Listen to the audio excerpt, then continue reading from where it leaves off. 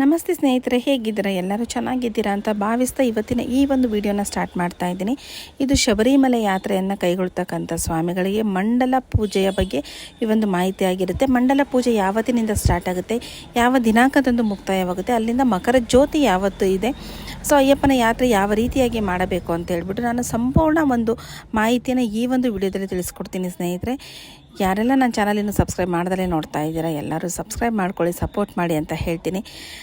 So ಹಾಗೆ ಅಯ್ಯಪ್ಪ ಸ್ವಾಮಿಗೆ ಯಾರೆಲ್ಲ ಮಾಲೆ ಹಾಕಬೇಕು ಅಂತಿದ್ರು ಈ ಒಂದು ವಿಡಿಯೋನ ಎಲ್ಲೂ ಮಿಸ್ ಮಾಡ್ದಲೇ ನೋಡಿ. ಒಂದು ಟಿಕೆಟ್ ಬಗ್ಗೆ ಆಗಿರ್ಬೋದು, ಮತ್ತು ಒಂದು ಪೂಜೆಯ ವ್ರತದ ಬಗ್ಗೆ ಆಗಿರ್ಬೋದು, ಸಂಪೂರ್ಣವಾದ ಮಾಹಿತಿಯನ್ನು ನಾನು ಈ ಒಂದು ವಿಡಿಯೋದಲ್ಲಿ ತಿಳಿಸ್ಕೊಡ್ತೀನಿ. ಸ್ನೇಹಿತರೆ, ಮೊದಲನೇದಾಗಿ ಅಯ್ಯಪ್ಪ ಸ್ವಾಮಿಯ ಮಂಡಲ ಪೂಜೆ ಅಂತ ಏನು ನಾವು ಕರಿತೀವಲ್ವ, ಅದನ್ನು ಸರಳವಾಗಿ ಮತ್ತು ಪ್ರಾಮಾಣಿಕವಾಗಿ ನಾವು ಹೇಗೆ ಮಾಡಬಹುದು ಅನ್ನೋದನ್ನು ನಾನಿಲ್ಲಿ ವಿವರಿಸ್ತಾ ಹೋಗ್ತೀನಿ. ಅಯ್ಯಪ್ಪ ಸ್ವಾಮಿಯ ಮಂಡಲ ವ್ರತ ಬಂದು ಸಾಮಾನ್ಯವಾಗಿ 41 ದಿನ ಅಥವಾ 48 ದಿನಗಳ ಕಾಲ ಈ ಒಂದು ಮಂಡಲ ಪೂಜೆಯನ್ನು ಆಚರಣೆಯನ್ನು ಮಾಡ್ತಾರೆ. ಇದು ಈ ವರ್ಷ ನಮಗೆ 2025 ನವೆಂಬರ್ ತಿಂಗಳಲ್ಲಿ ಯಾವ ದಿನ ಪ್ರಾರಂಭವಾಗಿದೆ ಅಂತ ಹೇಳಿದರೆ, ನವೆಂಬರ್ 16ನೇ ತಾರೀಕು ಸಂಜೆ ದೇವಸ್ಥಾನದ ಬಾಗಿಲು ಓಪನ್ ಆಗುತ್ತೆ. ಅಲ್ಲಿಂದ ನಮಗೆ ಡಿಸೆಂಬರ್ 27ರವರೆಗೂ ಈ ಒಂದು ಮಂಡಲ ಮಕರ ಕಾಲ ಅಂತಲೇ ನಾವು ಕರಿತೀವಿ. ಈ ಒಂದು ಮಂಡಲ ಮಕರ ಕಾಲದಲ್ಲಿ ಇಲ್ಲಿಂದ ಹಿಡಿದು ನಮಗೆ ಮಕರ ಜ್ಯೋತಿಯವರೆಗೂ ಅಯ್ಯಪ್ಪ ಸ್ವಾಮಿಗೆ ಮಾಲೆ ಧಾರಣೆಯನ್ನು ಮಾಡಿ ಶಬರಿಮಲೆಗೆ ಹೋಗ್ತಕ್ಕಂಥ ಯಾತ್ರಿಕರು ತುಂಬ ಜನ ಇರ್ತಾರೆ. ಅವರುಗಳಿಗೆ ನಾನು ಕಳೆದ ವರ್ಷವೂ ವಿಡಿಯೋ ಮಾಡಿದ್ದೆ, ಈ ವರ್ಷವೂ ಹೇಳ್ತಾ ಇದ್ದೀನಿ. ಆನ್ಲೈನ್ ಟಿಕೆಟ್ ಬುಕ್ಕಿಂಗ್ ಕಡ್ಡಾಯ, ಅಂದರೆ ನಾವೇನು ವರ್ಚುವಲ್ ಕ್ಯೂ ಅಂತ ಹೇಳ್ತೀವಲ್ವ, ಅದು ಕಡ್ಡಾಯವಾಗಿದೆ. ಆಲ್ರೆಡಿ ಜನವರಿ ತಿಂಗಳವರೆಗೂ ನಮಗೆ ಟಿಕೆಟನ್ನು ಬಿಟ್ಟಿದ್ದಾರೆ.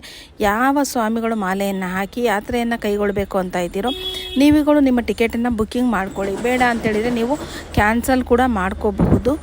ಬುಕ್ಕಿಂಗ್ ಇಲ್ದಲೆ ಅಲ್ಲೋಗಿ ಪರದಾಡ್ತಕ್ಕಂಥ ಒಂದು ಪ್ರಮೇಯ ಬರೋದು ಬೇಡ. ಯಾಕಂದರೆ ಶ್ರದ್ಧೆ ನಿಷ್ಠೆಯಿಂದ ನೀವು ಮಾಲೆಯನ್ನು ಹಾಕಿ 48 ದಿನಗಳ ಕಾಲ ಒಂದು ವ್ರತಾಚರಣೆಯನ್ನು ಮಾಡಿರ್ತೀರ. ಕೊನೆಯ ಹಂತದಲ್ಲಿ ನಿಮಗೆ ಟಿಕೆಟ್ ಇಲ್ಲ ಅನ್ನೋ ಒಂದು ಕಾರಣಕ್ಕೆ ಸ್ವಾಮಿಯನ್ನು ನೋಡುವ ಭಾಗ್ಯ ಯಾರಿಗೂ ಸಿಗದೆ ಅಂತೂ ಇಲ್ಲಿವರೆಗೂ ಯಾರಿಗೂ ಇಲ್ಲ. ರಿಸ್ಕು ಬೇಡ ಅನ್ನೋದು ನನ್ನ ಒಂದು ಆಶಯ. ಮತ್ತು ಪ್ರತಿದಿನ ಎಷ್ಟು ಜನರಿಗೆ ಒಂದು ಅವಕಾಶ ಕಲ್ಪಿಸಿದ್ದಾರೆ ಅಂದರೆ ದರ್ಶನಕ್ಕೆ ಅಂತ ಹೇಳೋದಾದರೆ 90,000 ಜನರಿಗೆ ಒಂದು ದಿನಕ್ಕೆ ದರ್ಶನಕ್ಕೆ ಅವಕಾಶವನ್ನು ಕೊಟ್ಟಿದ್ದಾರೆ. ಅದರಲ್ಲಿ 70,000 ಬಂದು ಆನ್ಲೈನ್ ಟಿಕೆಟ್ ಇದೆ, 20,000 ಬಂದು ಸ್ಪಾಟ್ ಬುಕ್ಕಿಂಗ್ನ ಮಾಡ್ತಾ ಇದ್ದಾರೆ. ಸ್ಪಾಟ್ ಬುಕ್ಕಿಂಗ್ ಅಂದರೆ 20,000 ಜನರಿಗೆ ಮಾತ್ರ, ಒಂದು ದಿನಕ್ಕೆ 20,000 ಜನರಿಗೆ ಮಾತ್ರ ಸ್ಪಾಟ್ ಬುಕ್ಕಿಂಗ್ ಮಾಡ್ತಾ ಇದ್ದಾರೆ. 20,000ಕ್ಕಿಂತ ಅಧಿಕ ಜನರೇ ಅಲ್ಲಿ ಹೋಗಿರ್ತಾರೆ. ಕೂತ್ಕೊಂಡು ಮತ್ತು ನಾಳೆವರೆಗೂ ಕಾಯೋವಂಥ ಒಂದು ವ್ಯವಸ್ಥೆ ಆಗೋದು ಬೇಡ ಸ್ನೇಹಿತರೆ. ಸೊ ಎಲ್ಲರೂ ಟಿಕೆಟನ್ನು ಆದಷ್ಟು ಬೇಗನೆ ಬುಕ್ಕಿಂಗ್ ಮಾಡ್ಕೊಳ್ಳಿ. ಮತ್ತು ಟ್ರೈನ್ ಟಿಕೆಟಲ್ಲೂ ಒಂದಷ್ಟು ಬದಲಾವಣೆಗಳಾಗಿದೆ. ಟ್ರೈನ್ ಟಿಕೆಟು ನಾವು ಮುಂಚೆ 3 ತಿಂಗಳು ಮುಂಚೆ ಎಲ್ಲ ಮಾಡ್ತಾಯಿದ್ವಿ, ಇವಾಗ ಆ ಥರ ಇಲ್ಲ. 15 ದಿನ 20 ದಿನ ಕಾಲಾವಕಾಶವನ್ನು ಕೊಟ್ಟಿದ್ದಾರೆ ಟ್ರೈನ್ ಟಿಕೆಟ್ ಬುಕ್ ಮಾಡಲಿಕ್ಕೆ. ನೀವು ಯಾವ ಡೇಟಿಗೆ ಹೋಗಬೇಕಂತಿದ್ರೋ ಆ ಡೇಟನ್ನು ನೋಡಿಕೊಂಡು ಒಂದು ಸಲ ಟ್ರೈನ್ ಟಿಕೆಟ್ನ ಕನ್ಫರ್ಮ್ ಮಾಡ್ಕೊಳ್ಳಿ. ನಮ್ಮ ಒಂದು ಸರ್ಕಾರದ ಕಡೆಯಿಂದ ಹೆಚ್ಚುವರಿ ಟ್ರೈನ್ಗಳು ಮತ್ತು ಹೆಚ್ಚುವರಿ ಬಸ್ಸುಗಳನ್ನು ಈ ಒಂದು ಶಬರಿಮಲೆ ಯಾತ್ರೆಗೆ ಬಿಟ್ಟಿದ್ದಾರೆ. ಬೆಂಗಳೂರು ಕಡೆಯಿಂದ ಹೋಗೋರಿಗಾಗಿ, ಹುಬ್ಬಳ್ಳಿಯಿಂದ ಹೋಗೋರಿಗಾದರೆ ಪ್ರತಿ ಬುಧವಾರ ಟ್ರೈನ್ ಇತ್ತು, ಬಟ್ ಇವಾಗ ಪ್ರತಿನಿತ್ಯ ಒಂದು ಟ್ರೈನ್ ವ್ಯವಸ್ಥೆಯನ್ನು ಮಾಡಿದ್ದಾರೆ ಅನ್ನೋ ಒಂದು ಮಾಹಿತಿ ಇದೆ. ಅದರ ಬಗ್ಗೆ ನಾನು ಇನ್ನೂ ತಿಳ್ಕೊಂಡಿಲ್ಲ ಸ್ನೇಹಿತರೆ, ಅದನ್ನು ನಾನು ಮುಂದಿನ ದಿನಗಳಲ್ಲಿ ನಿಮಗೆ ತಿಳಿಸ್ಕೊಡ್ತೀನಿ. ಸದ್ಯಕ್ಕೆ ಟ್ರೈನ್ ಟಿಕೆಟ್ 15 ದಿನಕ್ಕೆ ಅಂತ ಹೇಳ್ತಾ ಇದ್ದಾರೆ. ಅದನ್ನು ನೋಡಿಕೊಂಡು ನೀವು ಟಿಕೆಟನ್ನು ಬುಕ್ ಮಾಡ್ಕೊಳ್ಳಿ. ಯಾಕಂದರೆ ಈ ಒಂದು ಮಂಡಲ ಮಕರ ಕಾಲದಲ್ಲಿ ತುಂಬ ರಶ್ ಇರುತ್ತೆ, ತುಂಬ ಅಂದರೆ ಸಿಕ್ಕಾಪಟ್ಟೆ ರಶ್ ಇರುತ್ತೆ. ಸೊ ಹಾಗಾಗಿ ಯಾರನ್ನು ಯಾತ್ರೆ ಮಾಡೋವಂಥ ಎಲ್ಲ ಸ್ವಾಮಿಗಳಿಗೂ ದರ್ಶನ ಚೆನ್ನಾಗಿ ಆಗಬೇಕು ಅಂತ ಹೇಳಿದರೆ ನೀವು ಆನ್ಲೈನ್ ಟಿಕೆಟ್ ಬುಕ್ಕಿಂಗ್ ಆಗಿರ್ಬೋದು, ಈ ಒಂದು ಟ್ರೈನಿನ ವ್ಯವಸ್ಥೆಯನ್ನಾಗಿರ್ಬೋದು ಎಲ್ಲರೂ ಮಾಡ್ಕೊಳ್ಳಿ ಅಂತ ಹೇಳ್ತೀನಿ.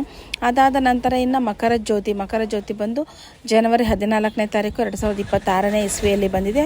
ಅದರ ವಿಡಿಯೋನ ನಾನು ಮುಂದಿನ ದಿನಗಳಲ್ಲಿ ನಾನು ತಿಳಿಸ್ಕೊಡ್ತೀನಿ.